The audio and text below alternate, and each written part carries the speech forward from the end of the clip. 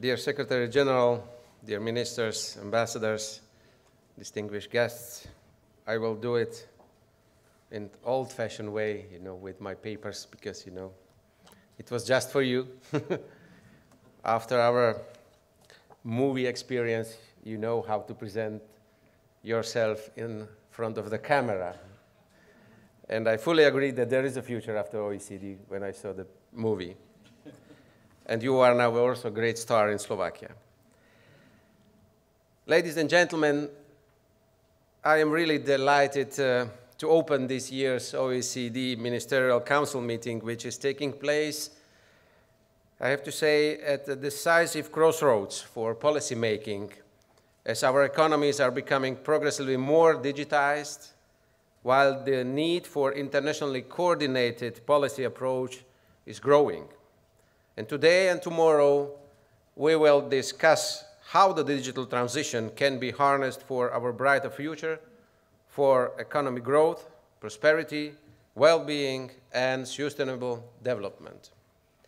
I was a big fan of science fiction when growing up, and I am now surprised by how some of the fascinating scenarios have become a reality.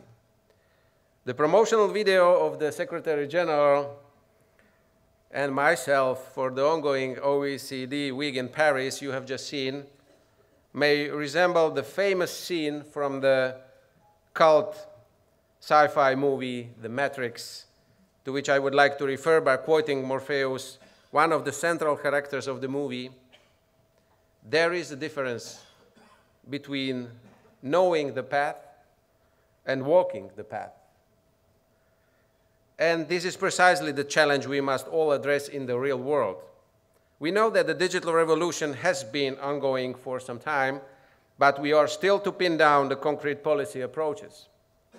And the key focus we need to always bear in mind when walking and talking about the very process of digital transformation is human beings. The nature of the relationship between the people and technology is central in successfully streaming and steering the digital transition in the current era.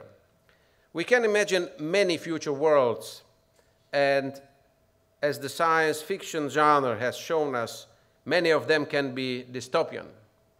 Technology can be a killer as easily as it can be our liberator. If the future is to be determined by our political choices, I would like to put humanity at the very center of the digital transformation. After all, the digital revolution is here thanks to human progress, and it should be addressed only for the benefit of humanity. Consequently, digital humanism needs to become a decisive philosophical orientation of the 21st century. Humanism, as such, emphasizes the value of human beings individually and collectively. Digital humanism means that human beings remain the central focus in the digital transformation, while digitization should be approached in its entirety and complexity for the improvement of people's life and the preservation of our planet. Digital humanism thus seeks to enable people to achieve things they never believed possible, empowered by the use of technologies, and it is our job as policymakers that they do so, while respecting the law, ethics, fundamental freedoms, democratic principles, and, of course, also human rights. I therefore very much appreciate and applaud the OECD and the work of its members for setting the guidelines on artificial intelligence. We need to know clearly who will be responsible when an algorithm causes an incident. We also need to prevent algorithms from discriminating against people on the basis of origin, gender, or race, biases that lay hidden in historical data. Let me add that one of the bases of the digital transformation strategy which my government has recently adopted, we are going to utilize artificial intelligence to improve the performance of public services in Slovakia. The AI guidelines should serve for building trust in the digital economy, but this is just a first step on our long journey. Successful digital transformation requires the fundamental innovation of our institutions. In this regard, I am compelled to ask you 3 questions to which, in my view, we need to find answers now and together so we can walk the path towards a better future while living up to the ideals of the digital humanism. My first question is, how can every man and woman contribute to building and shaping the bright digital future? On the 1st of May, on Labor Day, we, the peoples, we celebrated the values of work around the world. However, it is coming. Automation and artificial intelligence are going to replace jobs. Not just manual jobs, but also white-collar ones. Professions such as accountants, auditors, and clerks are also among the most vulnerable. According to the OECD estimates, Slovakia has one of the highest share of jobs at risk of automation. It is not even a secret that almost half of the tasks employees are paid for in developed economies could be automated by already existing technologies. How can people find dignity in the world where work will no longer be needed? Maybe schemes like universal basic income will help ease this problem. And the most effective solution lies in the massive improvements of digital skills and education reforms. Only those who understand how digital technologies work can be fully able to contribute, and only digitally skilled people can be able to realize their potential and fulfill their dreams in the age to come. In order to ensure advanced digital skills for all citizens, it is necessary to accelerate the preparation for the digital transformation of education and lifelong learning. Digital skills should be encouraged from the earliest age. Considering the use of progressive digital technologies in the education process, including AI, to enhance learning, in Slovakia, we want to introduce data science courses from the 1st grade in primary schools already. And I have even seen methods to explain these principles in kindergarten in some countries. Of course, we also need to adapt the rules of the labor markets to these digital times in order to allow appropriate and flexible social protection system. We must ensure that the value created and all, which leads us to the second question that I would like to ask, can access the opportunities presented. And the second question is, how do we set the rules for businesses and adjust the taxation in the digital economy? And also, how do we devise enabling social protection systems? I see the answer is data. Data has become an absolutely crucial production factor. Those that are able to collect and retain large amounts of data have also the best algorithms and thus can provide most useful services. There is, however, undisputable evidence of concentration stemming from the winner-takes-it-all dynamics pronounced by dominant platforms, posing potential challenges for competition policy. In addition to changes emanating from the digital transition and resurfacing in our economies and societies have also highlighted the outdated tax rules. This leads us to rethink them and to try to find a systematic approach. Another option which needs to be carefully considered is data as labor. The idea is that the data provided by people should be seen as a building block of labor that empowers technology, mainly AI. In other words, people should fully control their data, and the digital monopolies should pay people for using them. We need to understand that without millions of people feeding algorithms with data, there will not be any added value.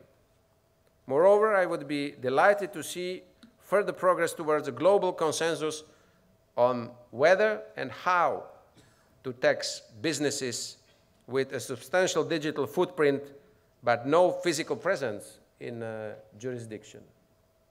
I believe that only a common global framework can bring rules that minimize the possibility for unfair tax distribution and award the economies where value is created. And my third and final question, what is the role of the government itself? Now, this question I'm asking many times, not just now.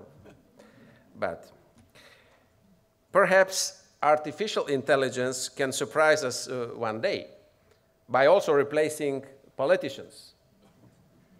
Imagine a world where political decisions are made only on the basis of data and facts and the basis of accurate knowledge of the needs and preferences of the millions. Would be great. Who can represent you better than a personal assistant in a mobile phone in the future? Obviously, it will not be that simple. But I believe that many of the government's functions can be streamlined and automated thanks to novel technologies. And we will be able to track the effects of each law in real time. Our tax returns will be handled by chatbots, and building permits will be issued automatically by a computer in the future. I believe that the main role of the government should be in the system design. This framework needs to be future-proof, and I mean the system must be set up to ensure justice and opportunities for all. Another equally important role of the state is to guarantee that the new solutions are safe and secure. It is not the first time we humans face arrival of new technologies whose unintended consequences made us take precautions. Let me go back in time a bit. In the 19th century, industrialization brought new ways of production and transportation, but it also involved accidents, pollution, and new types of weapons. It was similar in the 20th century with nuclear energy. Computer networks that changed the functioning of economy in the 1990s were initially built spontaneously and for a complete different purpose. And these networks still suffer from enormous vulnerabilities. We should learn from this and make security a leading factor in AI design from the very beginning. Strong and efficient cybersecurity should become a pre-default must element. The ultimate goal of the successful digital transformation, and I'm coming back how I started, is happiness and satisfaction for the entire humanity, built on respecting our common values. And it is upon us, the political leaders, to enable the right conditions to achieve it.